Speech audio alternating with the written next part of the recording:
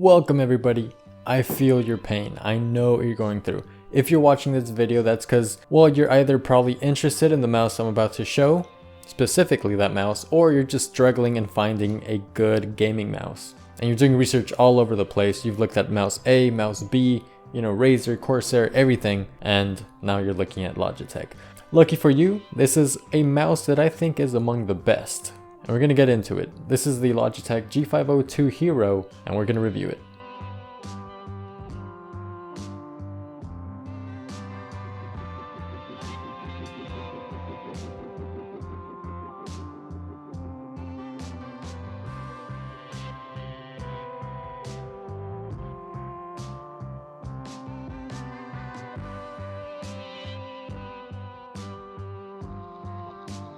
So I bought this mouse for about $60, $70. I don't remember. It was a few months back. And right now I checked and it was $50 on Amazon. So if you want to buy it, now is the time to buy it.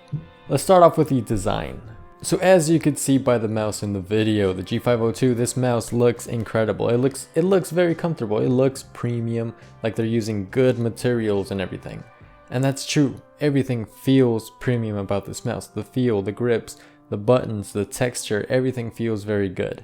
You're paying a decent price for it and you're getting a very well designed piece of technology. I find this mouse to be one of the most comfortable I've used. Of course that's subjective, it's going to be different for everybody, but for me, for someone with a palm grip, I think it's very good. Now normally my go-to mouse is the Razer Mamba. That's the mouse I've been using for the past few years, and naturally my hand just wraps around that mouse perfectly fine. And I've never really had a mouse or experienced one that's been close to that one until this one. So the G502, in my opinion, is very comfortable. I even made it my new main mouse. It replaced the Mamba completely. The grips on the side feel very premium. They have this little like triangle figure texture thing. You guys will see it in the shot. It looks good and it feels good. Very comfortable. When you're gliding it, your fingers don't slip off or anything. Gliding it actually with the gliding pads on the bottom, they feel very good, very smooth. Everything is perfectly fine. I have no issues with the feel or the functionality whatsoever. It does have a 7-foot braided cable, so that's good, very premium once again. And what we don't see in a mouse like the Razer Mamba is a little weight system. So if you open the bottom of this mouse, there's room to add weights. The weights come included in the box, and you could add them to add weight on the top half, bottom half, the sides, whatever you want. I personally use them without weights. I use the mouse without any weights. It's fine the way it is in my opinion, but if you want to make it a little bit heavier on any side, then that's up to you. You have that option, which is very good. So this mouse is powered by Razer's Hero sensor, which is an optical sensor, and I've said this in many videos, but optical sensors are just preferred over laser sensors. They seem to perform better. Now this mouse goes all the way up to 16,000 DPI. I mean, I barely hit 2,000. Now imagine 16. I don't see anybody using that unless they're just messing around. But you have that option, customization. This sensor will allow it. It could handle it. And I've played a few games throughout the months with this mouse, and I've had very good performance on all of them. Now me as a gamer, as a PC gamer, I'm still very new and my skill on a keyboard and mouse is not very good. But this mouse helps. Playing games like Far Cry 4, I find myself getting more and more headshots with a lot more ease for some reason. I mean, I'm not very good at aiming with a mouse, but I do find myself getting more headshots with this mouse. Now maybe the comfort, the weight, it's something, but it's gotta be good, right? The mouse is well balanced, the sensor is very good, and it helps with my aim apparently. So now this mouse isn't really meant to help you get better at gaming, but it's supposed to give you that good performance. So if you're good at the game, you're gonna be good. If you're bad, you're still going to be bad, but it'll be easier to improve because you won't be getting any, glitched out mouse scrolling, whatever. Razer Mamba Tournament Edition, I'm looking at you. So Far Cry 5 was a perfect experience for me. Now I did play Fortnite. I don't like the game still after 2 years almost. I don't like the game. I just don't enjoy it. I don't even know what they've added to it. They changed the map completely. I don't know what's going on. But playing Fortnite with this mouse, I was able to get 1 kill. Very impressive, I know.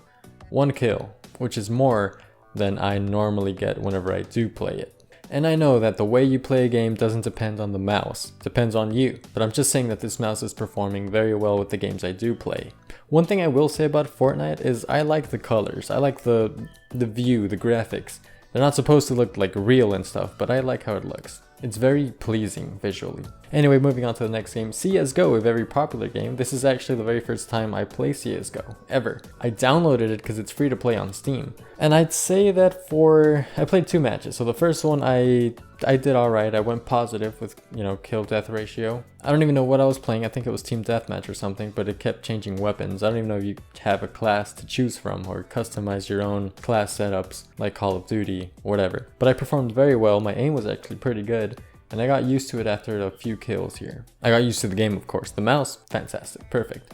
No problems whatsoever. My aim was very good actually. Even better than I expected, even with a sniper at times. Now for a game that you guys probably don't know about. I don't know, is it popular? Ironside? It's free to play. You guys could download it. Just go to the website. It's a first-person shooter, multiplayer game. I don't even know. Is this the beta or is it a full game or what? But Ironside actually performed very well as well. And it's another game that I'm bad at. I'm bad at PC gaming in general, but I performed okay. I went positive, got a few kills, played the objective. Didn't do fantastic, but it's not the mouse's fault. That's my fault. The mouse performed excellent once again. I have no issues with it. There's actually a sniper button on the mouse which lowers your DPI whenever you press it. So you have a 2000 DPI. You have a sniper.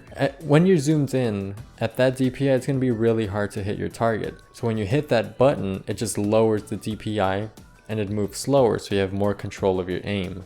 So when you're using a sniper, press the button as you're aimed in and you're going to have a much easier time hitting your target. Now I also played a little zigzag game, the scary game with the pop-up at the end. This isn't the popular one that you see everywhere, but it's the one I found. And it's just to show that there's no weird movement with the mouse, with the cursor. If you move it slowly, if you move it, in any direction, it's gonna move wherever you want it to move. It's not gonna act weird. If you bump the desk, it's not gonna, move all of a sudden. That actually happened with the Mamba that I reviewed a long time ago. So that just shows that this sensor is very accurate. So wherever you want the cursor to go, that's where it's gonna go. So my gaming experience with this mouse has been perfect. 10 out of 10, highly recommend it. If you're getting this mouse for gaming, go for it. Don't even think twice. So now the lighting. This is one area where I wish we had more of. So the lighting zones, well actually there's only one zone and it's the G on the top of the mouse. You guys can see it clearly. However, when you're using the mouse, your palm covers it so you can't even see the lights. It does look good, but I just wish there was more lighting on the sides or something like the Mamba. The Mamba, in my opinion, has some of the best lighting, and I wish some of that, came over to this Logitech mouse. I know it's not the same brand. Let's just add a little bit more lighting. It would have looked a lot nicer. I know it's not needed, but it just looks good. Anyway, there's only a few lighting modes. You can't really customize it much. You can choose whatever color you want on it as, static, just that color. Very simple. You could have it cycle between the colors, which is what I normally have it on, or you could have it in a breathing mode, which also cycles between the colors, but there's like a little pause in between. It looks good, but once again, I wish it just had more of it. And you could customize all that in the software. So in the software, once again, you could customize the lighting. Not really, but you could change it up a little bit. You could also customize the button functionality or the button purpose. You know what I mean. What you want the buttons to do, you could change that in the software. There are 11 buttons in total, including the scroll wheel, which also tilts to the left and right, which I love. The Razer Mamba is one of my favorite mice because it has the tilting scroll wheel. This one has it as well, so that's very good in my book. 2 buttons on the side, the sniper button, the regular left and right click, scroll wheel click, and scroll wheel tilt. Those are the buttons it has, and you could customize all of them. And you could also adjust the DPI. It also has a dedicated DPI button which raises it or lowers it depending on your presets. You can do all that in the software as well. So my thoughts. Is this mouse worth it? $50 at the moment. It might go back up to 60, 70. I don't know how much it was exactly, but it's 50 at the moment and I'd say go for it. If you're gonna buy a mouse, get this one right now before it raises the price. Even if it goes back up, it's a very good mouse. It's worth every penny. Now the mouse I would compare to it is something like the Razer Death Adder. I would say this one's a little better just because it's more updated, sensor's new, and it's a very good sensor. But like the lighting zone, the Death Adder only lights up in the logo area. This one lights up in the logo area as well. They perform in a similar way, but like I said, this one's just newer. Everybody seems to like it. No issues. Just go for this one. Now also keep in mind that there is a wireless version that came out recently. I believe it's the same mouse, just without the cable. Everybody seems to like that one as well, but it is a little bit more expensive. So if you don't mind the cable like me, then go for this one. It's very close to being a perfect mouse. Actually, you know what?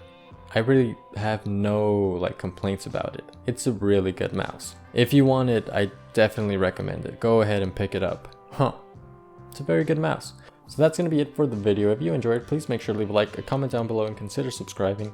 Thank you for watching, and I'll see you in the next video.